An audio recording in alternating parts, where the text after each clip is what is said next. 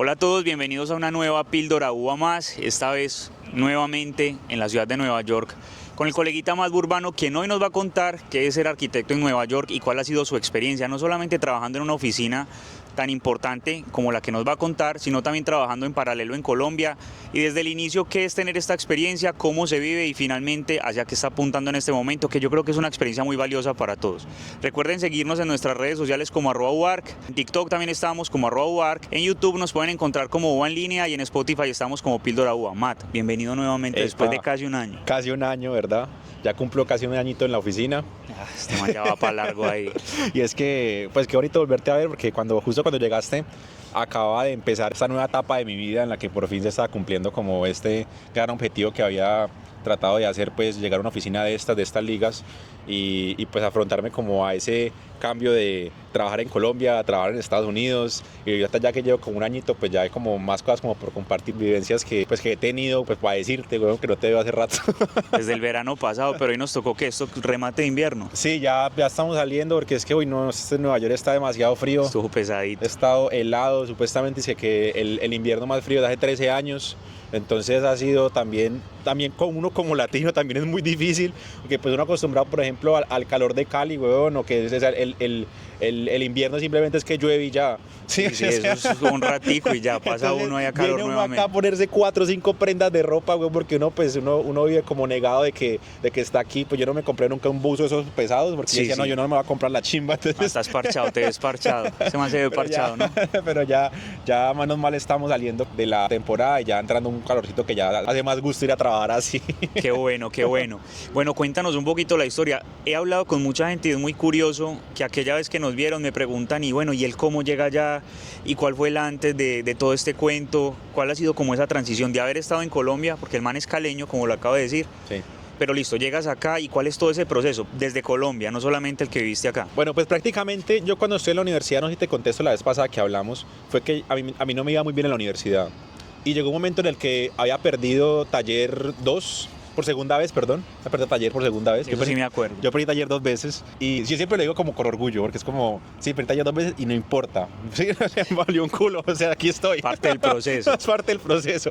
Entonces, me acuerdo que yo voy donde mi decana y le digo como yo, ¿por qué no puedo terminar trabajando en una de estas oficinas gigantes? A mí nada de malo como en el hecho de que una persona tome como decisión de vida como arquitecto, enfocarse en la parte de terminar en una constructora, puede ser como un Meléndez, un Jaramillo, lo que sea. Para mí sentía que arquitectura en sí tiene una responsabilidad social muy fuerte y que siento que de pronto ese tipo de compañías pues no fomentan el desarrollo como tal, social, cultural, sino que pues es un tema más de producción y de tema de negocio de la construcción que tenemos en nuestra área de arquitectura. Entonces yo le decía como yo, ¿por qué no puedo terminar trabajando en una de esas oficinas grandes, weón, donde la gente pues realmente tiene un propósito como arquitectura como a su máxima expresión, ¿cierto? Entonces yo le decía como, ¿por qué no puedo terminar en un Zaha? ¿Por qué no puedo terminar en un OMA? ¿Por qué no puedo terminar en un Big? Le dije yo a ella. Y me acuerdo que la palabra fue como, si usted quiere ser como un gran jugador, si quiere jugar en esas grandes ligas, tiene que volverse precisamente ese gran jugador.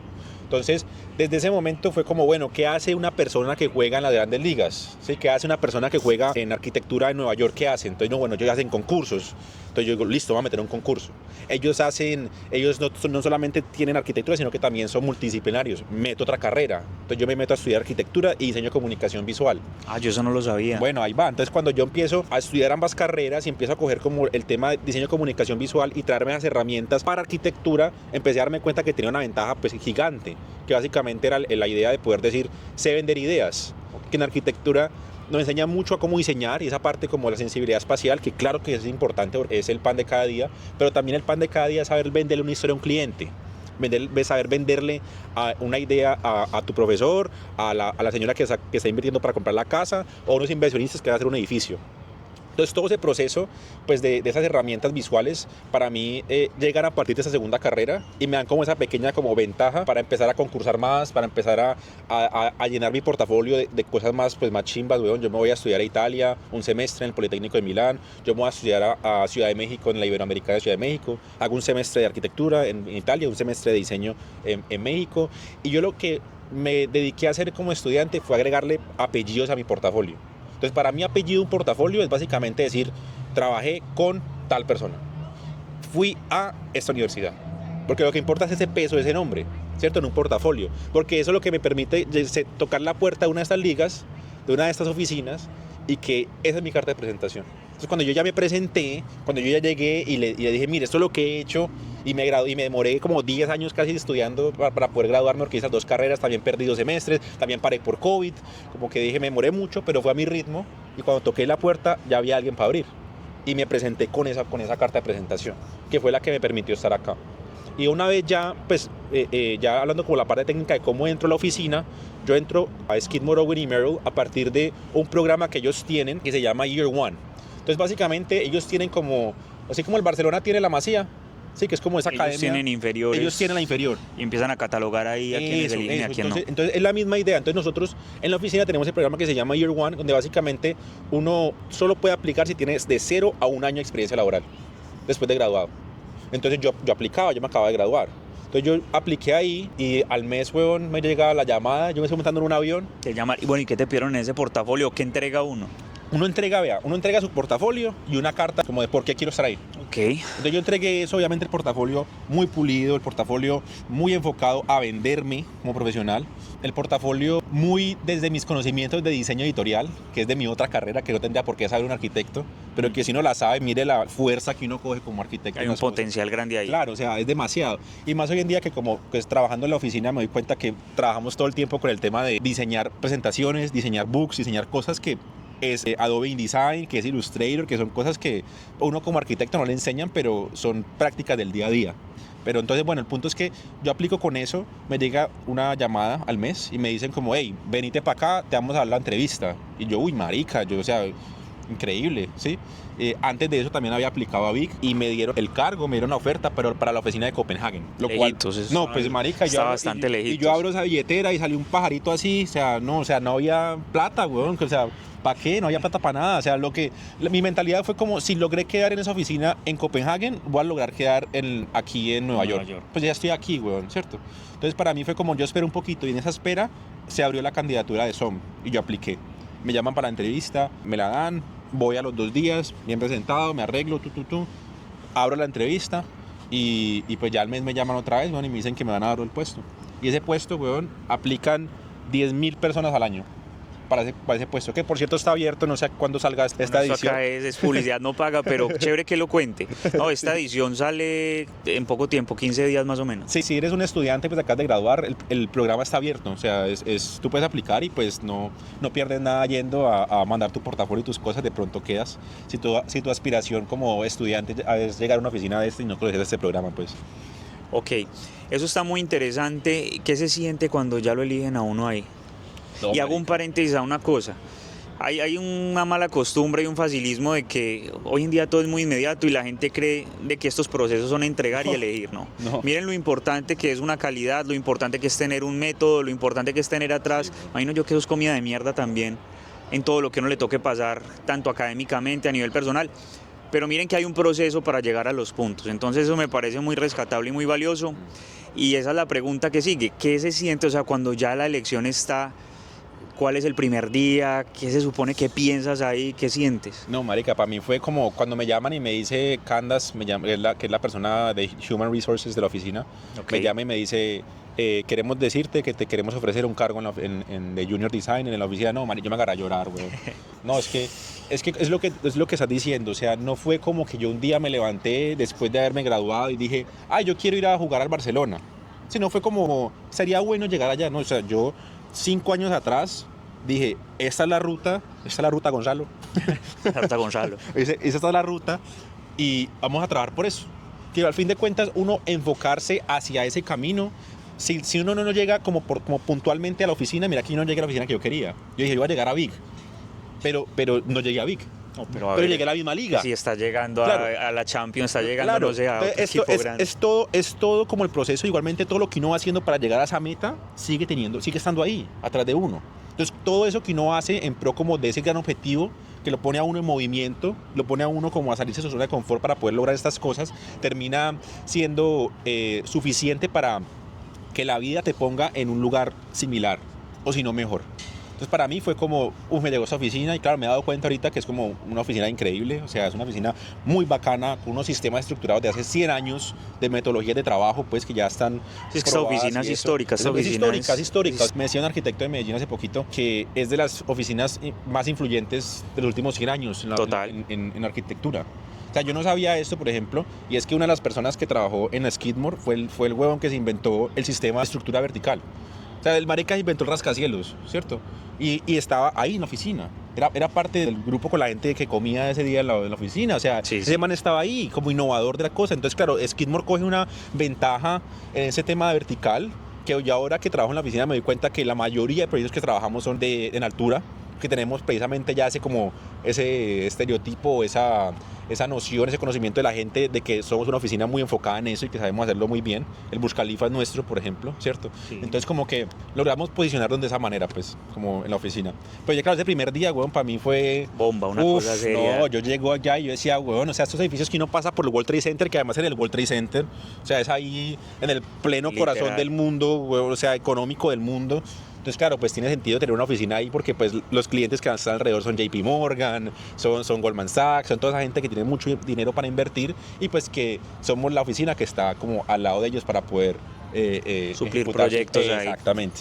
Eso entonces, muy jodido, muy brutal. Bueno, yo estuve el año pasado en la oficina, este man me entró allá y la verdad eso es otro cuento diferente. Sí. Me parece brutal. A mí algo que me marcó, por ejemplo, es el tema de que tengas una mesa de textiles de diferentes textiles del mundo y que tengan iluminación de diferentes formas para encontrar el textil cómo se comporta con la luz cálida, con la luz neutra, con la luz fría, si hay una luz de color, cómo se comporta. Entonces, ¿qué quiero que nos cuentes ahora? Es, listo, la experiencia dentro de esa oficina, dentro de SOM, ¿cómo es? ¿Cuál es el día a día? ¿Cómo piensa SOM, mejor dicho? No, pues básicamente la oficina se encarga de tener personas en diferentes cargos y diferentes como niveles dentro de la oficina. Obviamente está la persona que está arriba de todos, como en esa escalera jerárquica, que son los partners, porque la oficina no tiene dueños como tal, porque pues los fundadores, Skidmore, Owen y Merrill, ya fallecieron hace un buen tiempo. Eso veía yo ese día, hay diferentes partners ahí y la cosa se mueve así. Sí, como tal SOM tiene, no recuerdo exactamente el número de sedes, pero sé que hay una sede en Los Ángeles, hay una sede en Chicago, que es donde se fundó, hay una sede creo que en Dubái. Son varias oficinas en el mundo y cada oficina es liderada por un grupo de partners, que son como los socios fundadores, por decirlo, socios, perdón. Okay. ¿Sí? Que continúan el legado de esos fundadores. Entonces ya ellos son las personas que se encargan de pulir todo el trabajo que se hace en la oficina y de enfocarlo hacia los objetivos que se está buscando tener, ¿cierto? Entonces de ahí para abajo ya hay diferentes como cargos, ¿no? Está el associate principal, el principal justo abajo de él, después el associate principal, después el senior designer, el intermediate y el junior. Yo soy un junior, o sea, yo en esa escalera de jerárquica yo estoy acá abajo. De los niños ahí. Claro, pues recién de la masía, ¿no? Sí, al fin de cuentas. de las inferiores. De las inferiores.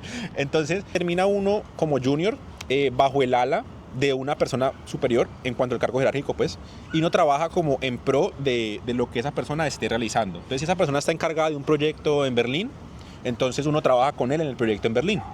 Y ese equipo de diseño, que pueden ser entre 4, 5, 10, 15 personas, dependiendo del tamaño del proyecto, tenemos reuniones diarias en las cuales mostramos los avances del objetivo del día anterior. Entonces, el objetivo, estamos trabajando siempre en pro, por ejemplo, de cumplir los deadlines, ¿cierto? Siempre es los deadlines. O sea, como estudiante y como profesional, siempre existe el deadline y esa fecha se entrega y hasta ahí llega, ¿cierto? Entonces, uno está trabajando muy en pro de, por ejemplo, en un mes tenemos la entrega de esquema básico y hay que ir mostrando de a poquitos el avance al cliente cada semana. Entonces, ¿qué vamos a mostrar esta semana? Vamos a mostrar el avance del espacio público. En la otra semana vamos a mostrar el avance del lobby. Después fachada, después lo que sea, ¿cierto? El punto es que uno empieza a trabajar diariamente en cumplir ese objetivo para poder pues, cumplir el cronograma. Y todo lo que hacemos nos diga, tener una reunión, por ejemplo, a las 10 de la mañana y le mostramos entre nosotros reunión interna del grupo, y después a las 3 de la tarde otra reunión con el partner. Y el partner siempre pule, el partner siempre piensa en unas cosas que uno como junior realmente uno no dimensiona, güey. De pronto no las llega todavía a razonar. Por ejemplo, uno propone una cosa que es circular, pero él ya está pensando es Eso no lo van a aceptar porque el círculo en China tiene una tradición de mala forma en la residencia y entonces también constructivamente no funciona por X o Y razón. O sea, cosas que uno no sabe. Correcciones culturales. No, correcciones que ellos literalmente lo que hacen es poner como el proyecto, aterrizarlo, no solamente desde el aspecto creativo como arquitectos que somos, sino también desde el aspecto económico, que es un aspecto que también cuando llego acá a la oficina me doy cuenta que no, la arquitectura, aunque es hermosa en ese sentido de la parte de creación y de colaboración y de crear espacio, y de crear lugar y crear comunidad, pero también tiene un factor importantísimo y es poder cumplir las expectativas de unos investors, de una... Sí, de una situación económica, sí, o sea, de un rubro económico. Demasiado. Aquí, por lo menos, construir en Nueva York es un tema de sacarle el metro cuadrado máximo a cada partecita del espacio. Qué jodido eso, porque mira lo que pasa en la academia. Siempre estamos pensando en cumplir en un semestre un proyecto, ¿sí? Sí. Pero cuando lo económico está apareciendo ahí. Sí. Y uno pensaría, listo, una oficina de este tamaño, una oficina de este calibre y con los clientes que tiene, pues de pronto no es un problema tan grande. O sea, desde la persona que no tiene tantos recursos para encargar un proyecto, hasta miren cómo grandes empresarios que están encargando también proyectos, todo se remite a lo económico. O sea, hay que llevar una matriz de ahí. En la academia sí soy partidario de que uno debe dejar el corazón volar en cuanto a su diseño, encontrar esa voz como de propósitos en un mundo ideal donde no hay presupuesto, ¿qué se haría? ¿Cierto? Sí. Creo que en la academia es importante, pero creo que cuando uno se va acercando como a las últimas partes ya de la carrera, sí creo que es importante que como, hey, no, ten en cuenta que esto va atado a un presupuesto, esto va atado a esto, y hay que saber sacar esas cosas que uno, pues por lo menos a mí no me tocó como tanto enfoque en esa parte económica que cuando yo me gradué, pues casi que ni sé hacer un presupuesto pues de obra, o sea, no tendría, Sí. Sí, o sea, no, ya vengo como a aprender esas cositas acá y obviamente a veces a las patadas porque a veces como que te dicen como, haz esto y uno... ¿Cómo lo hago? Sí, o sea, uno, pues, ¿cómo lo hago? Pero lo bueno de la oficina y lo que rescato muchísimo de SOM es que cada persona que está ahí ha sido curada específicamente para que esté ahí en ese puesto.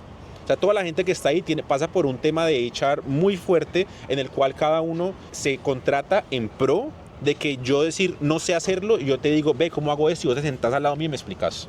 Todos en la oficina trabajan de esa manera, lo cual es muy grato pues, en la oficina. Qué interesante esa parte de filtro también. Bueno, ya acercándonos al final de la entrevista, uno, ¿qué tipo de software ustedes creen? No, ni siquiera ustedes creen, o sea, ¿qué usan y por qué es tan valioso? Uh-huh. O sea, el porqué de esos programas, porque en el mercado encontramos infinidad de cosas. Sí.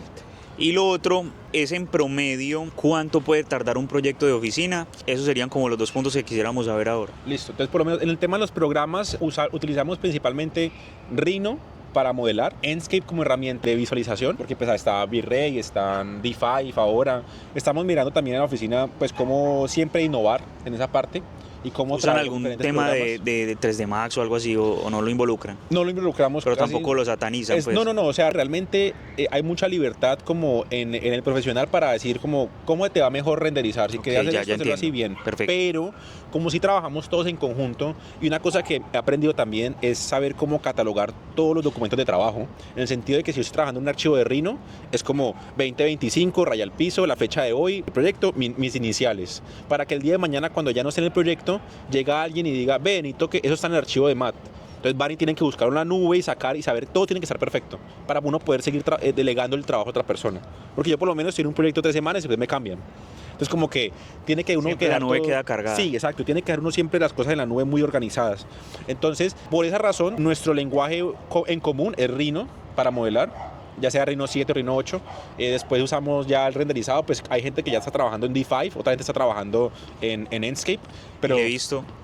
Y le he visto hasta inteligencia artificial a esta vaina ya, o sea, en temas de escalas humanas. Sí, hay unas aplicaciones que ya usamos como para poder potenciar como la parte visual. Obviamente mezclado mucho con saber usar Photoshop bien y saber mezclar las capas de AI, porque a veces el AI se ve muy AI. Ya hay como una saturación como ese tipo de gráfica y hay que saber cómo lidiar contra ella para que podemos usarla bien, hay que saber usarla bien, más que todo como la vegetación funciona muy bien y como cosas así como de relleno o de fondos, funciona muy bien el AI, en páginas como por ejemplo Crea, funciona muy bien, pero ya cuando uno por lo menos le hace el renderizado de la fachada, sí, el AI te la cambia.